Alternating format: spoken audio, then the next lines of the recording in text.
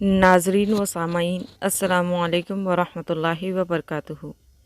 कुरान पाक में अल्लाह ताला का इरशाद है, ए ईमान वालो, तुम पर रोज़े फ़र्ज़ किए गए जैसे तुमसे पहले लोगों पर फ़र्ज़ किए गए थे, ताकि तुम परहेज़गार बन जाओ।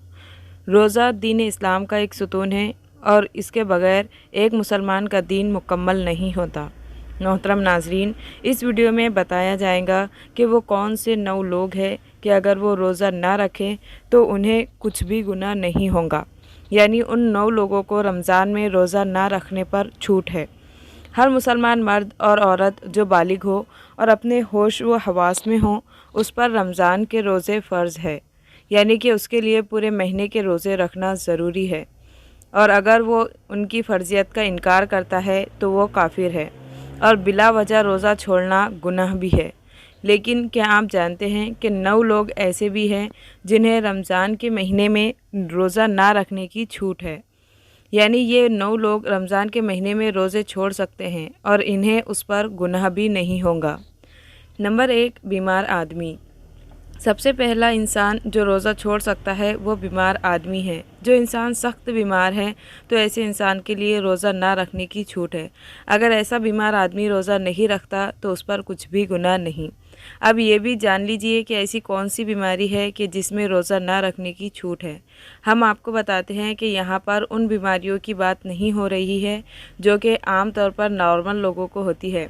जैसा कि अगर किसी के सर में दर्द हो गया, घुटने में दर्द हो गया, किसी को सर्दी या ज़ुकाम लग गया और उसने रोज़ा छोड़ दिया, तो ऐसा करना बिल्कुल भी जायज़ नहीं है। ऐसे लोगों को रोज़ा रखना ज़रूरी है। यहाँ पर बीमारियों से मुराद ऐसी बीमारी है जिसमें इंसान की जान का जाने का ख़तरा होता है। अब ये भी जान लीजिए कि वो कौन सी बीमारी है कि जिसमें जान जाने का ख़तरा होता है।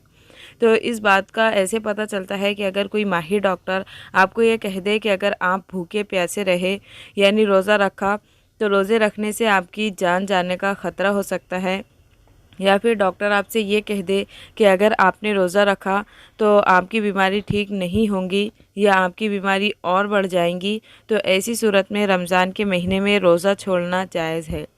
लेकिन छोटी मोटी बीमारियों में रोज़ा छोड़ना जायज़ नहीं है। अब यहाँ पर अगर किसी ने अपनी बीमारी की वजह से रोज़े छोड़ दिए हैं तो वो याद रखे कि उसे उन रोज़ों के बाद में रखना पड़ेगा। यानी जब उसकी बीमारी दूर हो जाएगी, यानी कि जब उसकी बीमारी ठीक हो जाएगी तो उसको अपने छोड़े हुए रोज़ों को क़ज़ा करना पड़ेगा। अब अगर किसी की बीमारी ऐसी है कि वो कभी ठीक हो ही नहीं सकती और उसका आखिरी वक्त करीब आ गया, तो ऐसे में वो अपने घर वालों को ये वसीयत करे कि मेरे इतने रोज़े छूट गए हैं और वो उनका फ़िदिया अदा कर दे। और फ़िदिया ये है कि हर एक रोज़े के बदले एक मिस्कीन को दोनों टाइम पेट भरकर खाना खिलाए। लिहाजा बीमार शख्स छोड़ सकता है। नंबर 2, हामिला यानी प्रेग्नेंट औरत। यानी दूसरे नंबर पर हामिला औरत है, यानी जिसके पेट में बच्चा हो। अगर ऐसी औरत हो और रोज़े रखने पर उसको और उसके बच्चे को जान का ख़तरा हो तो ऐसी औरत भी रमज़ान के महीने में रोज़े छोड़ सकती है, उस पर भी कोई गुनाह नहीं होगा। ऐसी औरत के लिए भी रोज़ा ना रखना जायज़ है। लेकिन याद रहे कि ऐसी औरत भी अपने छोड़े हुए रोज़े बाद में रखेंगी, यानी कि जब उसकी सेहत ठीक हो जाए तो उसे भी अपने छोड़े हुए रोज़ों को क़ज़ा करना होगा। और अगर कोई हामिला औरत है और उसका माहिर डॉक्टर उसे ये कह दे कि रोज़ा रखने से यानी रोज़े में भूखा प्यासा रहने से उसके या उसके बच्चे की जान को कोई ख़तरा नहीं है, तो ऐसी औरत के लिए रोज़ा रखना ज़रूरी होगा। नंबर 3, ज़्यादा बुढ़ापा होना। यानी तीसरा शख्स वो है जो अपनी उम्र के आखिरी पड़ाव में पहुंच जाए, यानी कोई शख्स बहुत ज़्यादा बूढ़ा हो गया हो। तो अगर कोई ऐसा शख्स है जो अपने बुढ़ापे की वजह से अपनी जगह से उठ भी नहीं सकता है, बैठ भी नहीं सकता है और वो अपने बुढ़ापे की वजह से इतना कमज़ोर हो गया है कि उसमें रोज़ा रखने की बिल्कुल भी ताकत नहीं है, तो ऐसा शख्स भी अगर रमज़ान के महीने में रोज़े नहीं रखेगा तो उस पर भी कोई गुनाह नहीं होगा। तो ऐसे बूढ़े शख्स के लिए भी रोज़ा छोड़ना जायज़ है। लेकिन याद रहे कि ऐसे शख्स के लिए भी फ़िदिया अदा करना ज़रूरी है। और फिर अगर ऐसे शख्स में बाद में इतनी ताकत आ जाए और वो अपने आप को तंदुरुस्त महसूस करे तो उसको चाहिए कि अपने छोड़े हुए रोज़े बाद में रख ले और उनकी क़ज़ा करे। लेकिन अगर कोई शख्स अपने बुढ़ापे की वजह से इतना कमज़ोर हो गया है कि उसे अपने ठीक और सेहतमंद होने की कोई उम्मीद ही नहीं है, तो उसके लिए रोज़े मुआफ़ है। لیکن اسے بھی اپنے ہر روزے کے بدلے میں فدیہ دینا پڑے گا، اور فدیہ یہی ہے کہ اپنے ہر روزے کے بدلے ایک مسکین کو پیٹ بھر کر 2 وقت کا کھانا کھلانا ہوگا۔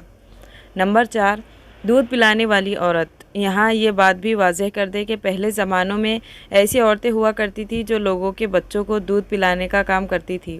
وہ لوگوں کے بچوں کو اپنے ساتھ لے جایا کرتی تھی اور 2 یا 2.5 سال کے لیے اس بچے کو دودھ پلایا کرتی تھی، اور انہیں دائیہ کہا جاتا تھا۔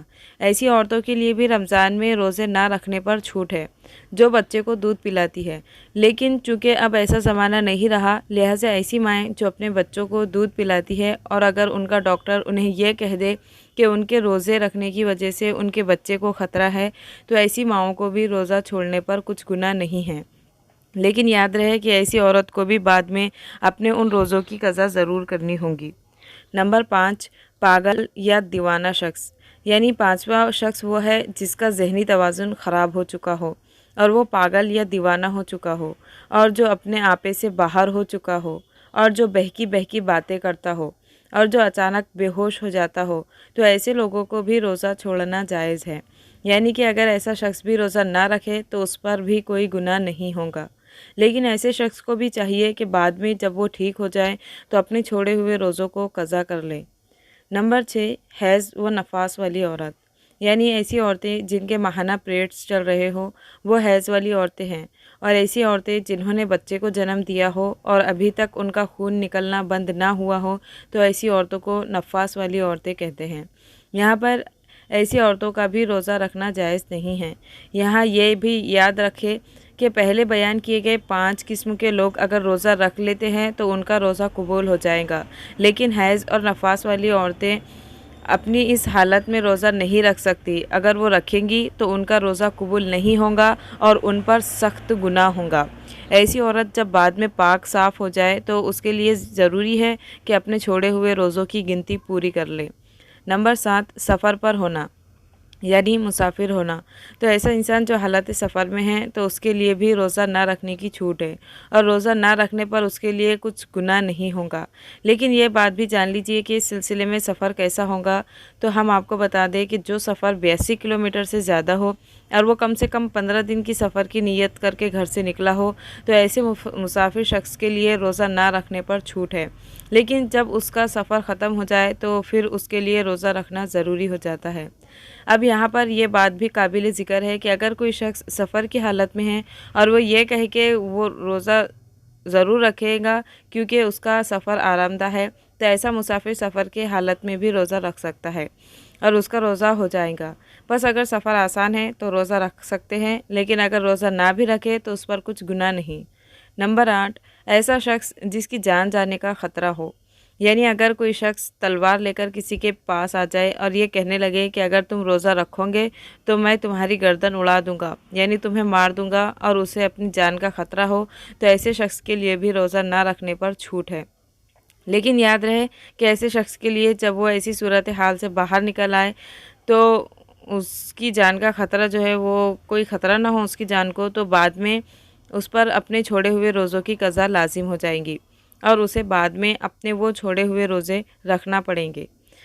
نمبر 9، نابالغ بچہ۔ یعنی جیسا کہ ہم سب یہ بات جانتے ہیں کہ روزہ ہر بالغ انسان پر فرض ہے جو اپنے ہوش و حواس میں ہو، اس طرح روزہ نابالغ بچے پر فرض نہیں ہے۔